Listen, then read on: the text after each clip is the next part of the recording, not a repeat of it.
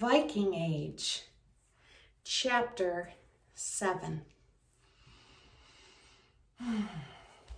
I awoke before dawn and lay in my bed listening to the sound of breathing.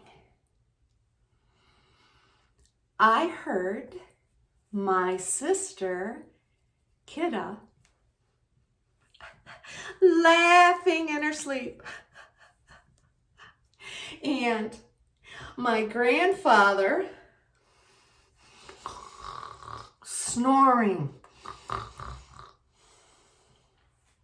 Occasionally, I heard Tolly say some indistinguishable words. This was the day I had dreaded. This was the day that I would leave my family forever and begin a journey of many days of sailing that would take Tolly and me across the great ocean of the north. From Norway north.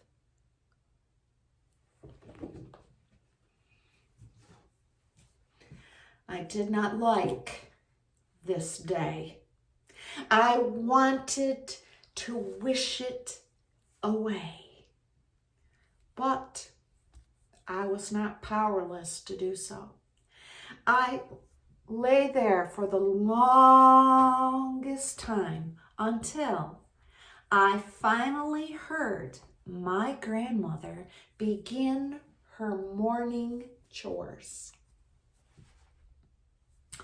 I dressed myself in my new blue tunic and woolen pants that were given to me the night before. Tolly had received a woolen tunic and pants too.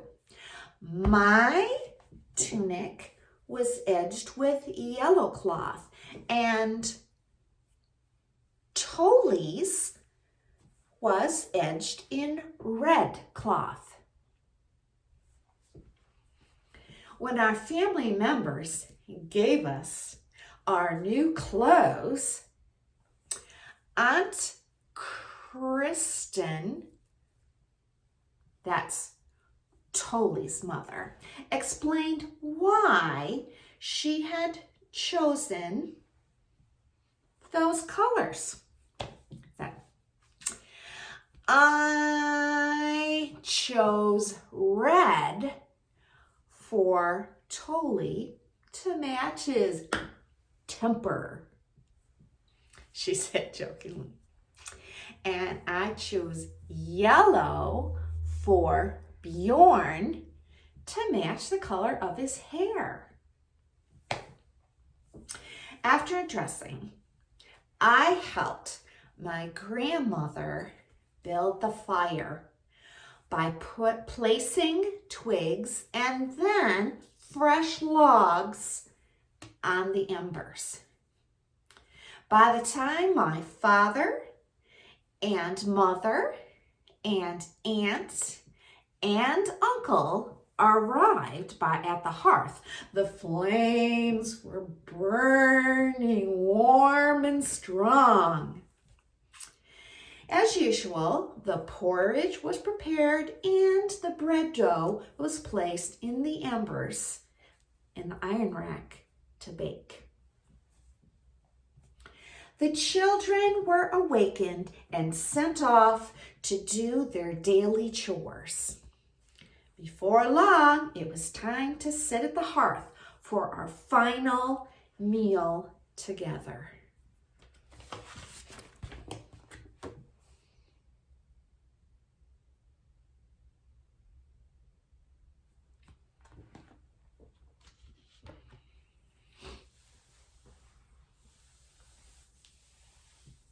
No one said very much.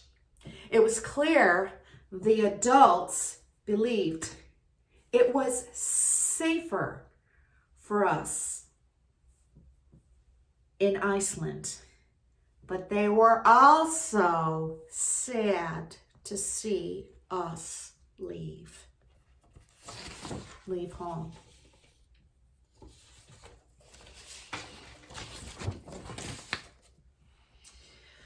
We ate in silence until Kidda suddenly exclaimed, "I don't know what to name my chicks. Is it okay if I named one Bjorn and one Tolly?" She asked with a serious look on her face. "Ah, what if they're not roosters?" asked my brother Carl. "I don't think they'll mind what we call them as long as it's not dinner," he replied. And we laughed in agreement. Eventually, it was time for Tolly and me to collect the few possessions that we owned, now stored in an animal skin, and make our way to the cargo ship. Together, we all walked through the narrow streets to the wharf. The other boys were already there, and they were also saying their final farewells. Then slowly, one by one, they boarded the ship. Tolly and I hugged everyone one last time and began to walk toward the waiting sea vessel. Oh, Bjorn, you forgot something," my father said as he came toward me. It was my sword.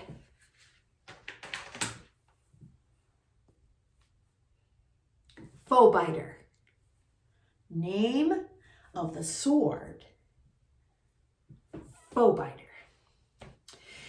I had been carrying it proudly with the rest of my possessions, but when we left the house, Kidda, she ran into my arms and I quickly placed it on a small table. In my sadness, I forgot to pick it up again. I reached out to take it and saw that my father had put it in a new leather sheath.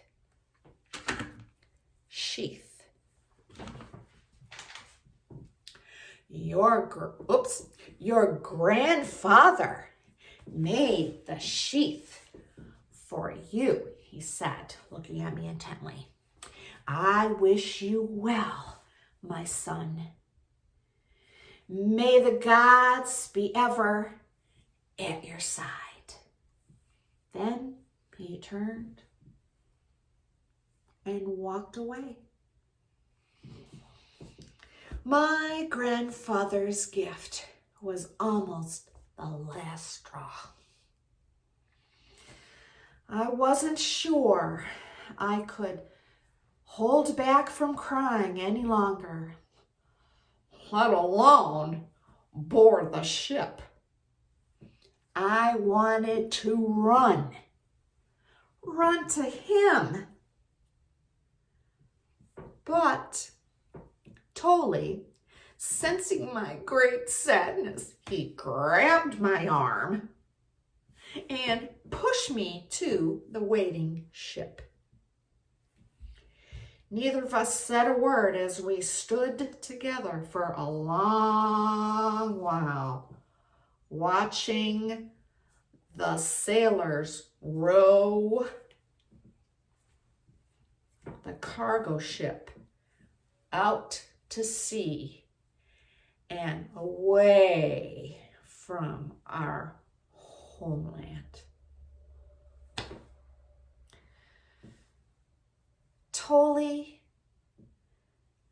will we ever see them again? I asked, not really expecting a reply.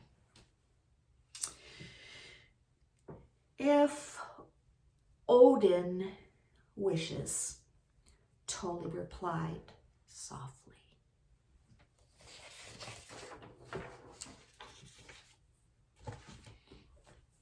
After I could no longer see the coastline, I began to look around the ship. Our cargo ship was strong, 50 foot long, built and designed like all cargo ships to withstand the mightiest waves.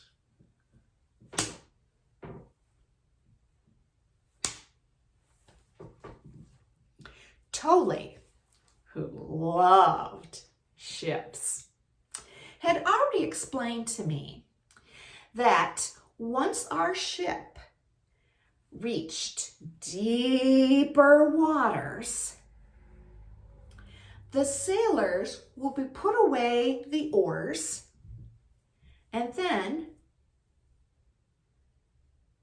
raise the square sail.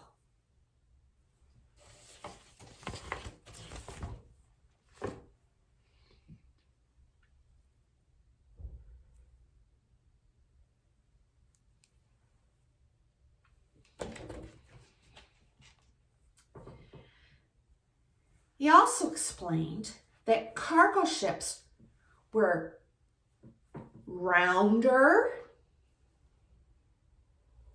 deeper, and shorter than warships. So they were more able to carry cargo for trade.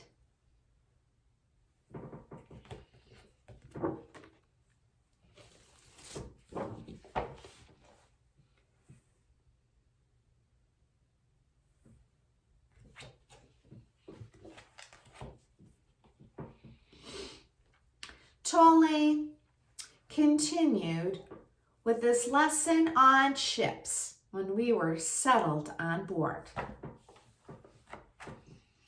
Bjorn, our ships are unique, he explained. They powered by both oar and sail. Our warships or longships were designed to carry many warriors who can row or sail the ship. And they stay close to the coastline. At sunset, the warriors row the ships inland and camp for the night. Cargo ships, they sail farther out into the ocean. And they spend the night in the deep water harbor. Or if the waves are calm, then they will lower the sail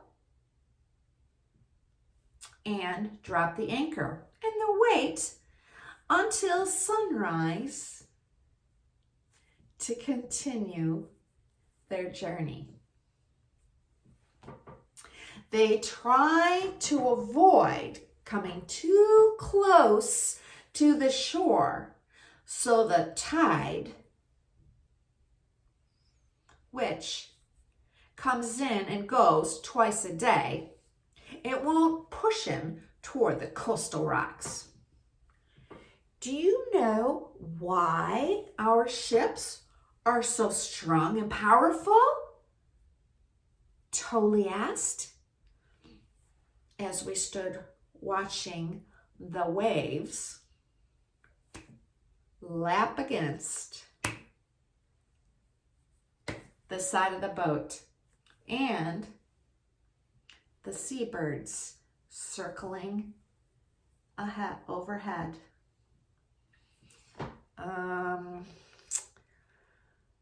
Not exactly, I replied. Well, it's because how they are built, Tolly explained eagerly. You see, shipbuilders use long, thin planks of wood.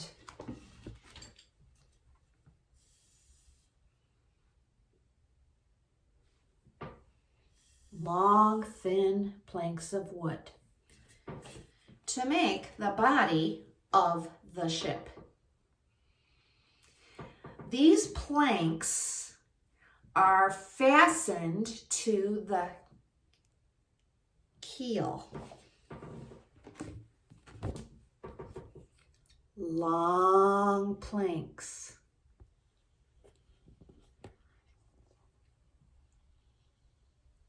Keel. Or backbone of the ship. And then to each other with iron nails.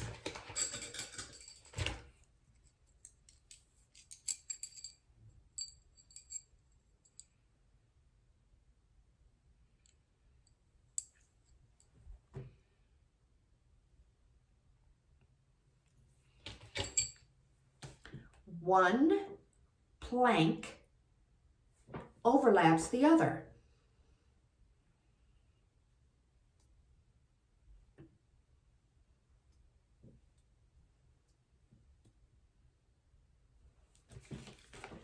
The floor timbers are also attached to the keel. The cross beams are added and the mast. Let's see if we can see the mast. Here's the mast. Mast.